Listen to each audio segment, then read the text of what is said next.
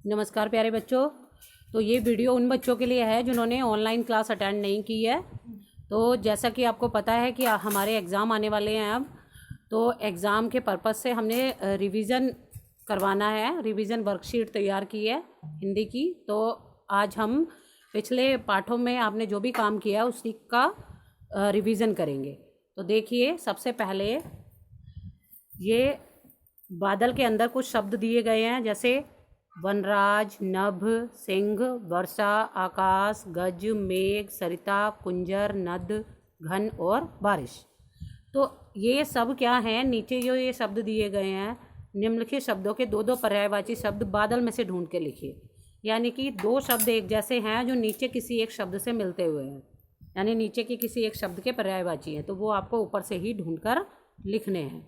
जैसे नदी, नदी को क्या कहते हैं? नदी को सरिता और नद कहते हैं।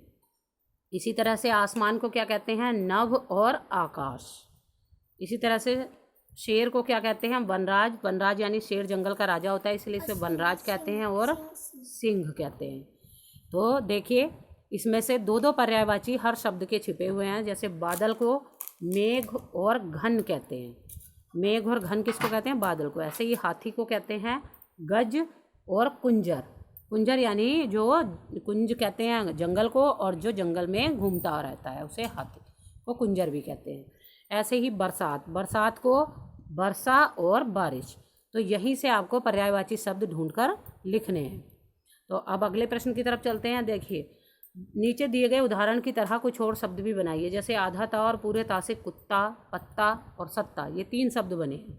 ऐसे ही आधा बा और पूरे बा से आपको शब्द बनाने हैं, जैसे झब्बर, गब्बर, बब्बर। इसी तरह से आधा ला और पूरे ला से हल्ला, बल्ला, लल्ला। आधा ना और पूरे ना से पन्ना, खन्ना और नन्हा।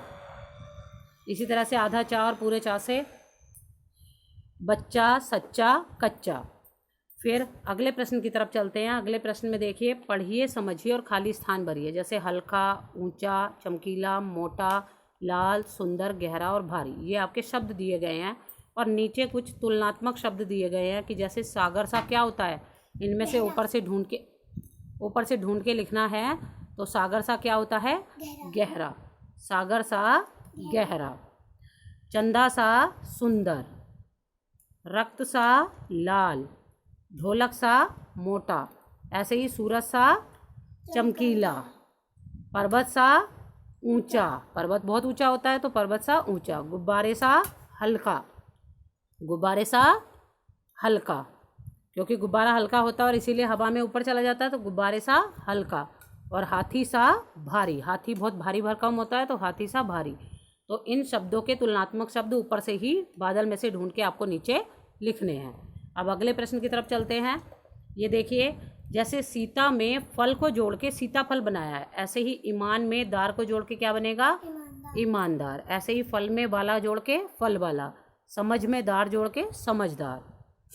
अब अगले प्रश्न की तरफ चलते हैं। इसमें समूह के लिए एक एक शब्द लिखिए।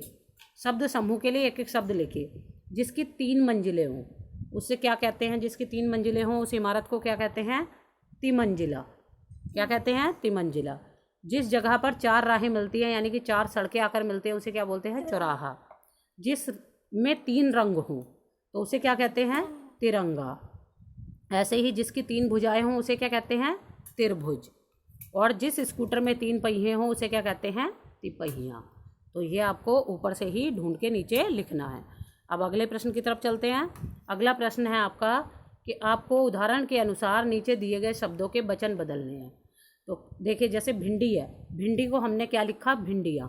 यानी कि जो बड़ी डा पे बड़ी की मात्रा है उसको छोटी की मात्रा में बदल दिया और उसमें यहाँ लगा दिया, तो जब ज़्यादा भिंडी होंगी तो उन्हें कहेंगे भिंडियाँ।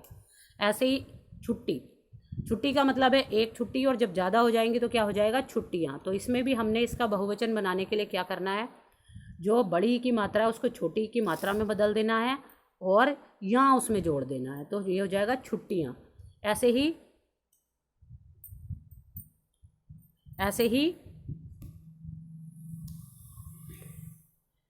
ऐसे ही खिड़की, खिड़की में भी बड़ी की मात्रा को छोटी की मात्रा में बदल देंगे और उसमें बन जाएगा, यहाँ लगा देंगे तो ये बन जाएगा खिड़कियाँ। ऐसे ही क्यारियाँ और कहानियाँ आपको बनाना है।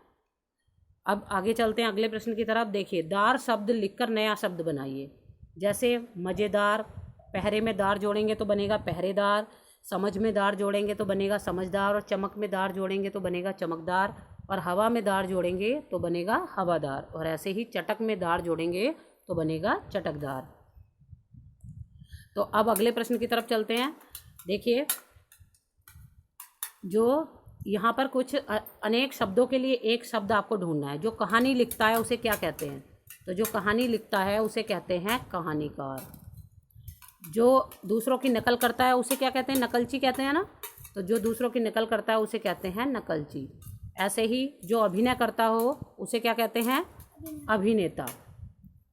जो एक्टिंग करता है, जैसे फिल्मों में जो एक्टिंग करते हैं उन्हें अभिनेता बोलते हैं। तो जो अभिनय करता है यानी एक्टिंग करता है उसे अभिनेता बोलते हैं। जो पत्र बांटता है यानी चिट्ठी बांटता है उसे बोलते हैं डाकिया। डाकिया आपके घर घर में चिट्ठी लेकर आता है ना। जो कपड़े धोता है उसे क्या बोलते हैं? धोबी। और जो आइसक्रीम बेचता है उसे आइसक्रीम वाला। और जो पशु चराता है उसे बोलते हैं चरवाहा, चराने से चरवाहा। और जो सेना में काम करता है उसे बोलते हैं सैनिक। तो ये यहाँ से आपको मैचिंग करनी है। अब देखिए, अगले प्रश्न की तरफ चलते हैं। अगला प्रश्न है हमारा, विलोम शब्द लिखिए। तो सुबह का विलोम शब्द क्या होता है? शाम। सुबह का विलोम शब्द होता है शाम।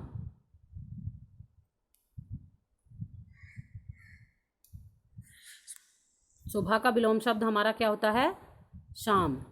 सुबह का शाम। मुश्किल का आसान, और गवाना का होता है हमारा पाना। पाना, गवाना मतलब होता है खो देना। तो खो देने का उल्टा होता है कोई चीज़ पाना। तो गवाना का हो गया हमारा पाना। तो इसी तरह से बेचना का खरीदना, और अंत का शुरू। अंत का शुरू, और दिन का रात। दिन का है रात। तो ये आपकी आज की जो ऑनलाइन क्लास में जो भी आज का काम हुआ है उसमें ये वर्कशीट थी जो अभी हमने आपको सॉल्व करवाई है। और अब इसको आपको खुद से सॉल्व करके अपनी कॉपी में लिखना है और अच्छे से, और इसको याद भी करना है। तो आज की कक्षा यहीं तक। मिलते हैं अगली क्लास में। तब तक के लिए धन्यवाद। आपका दिन मंगल।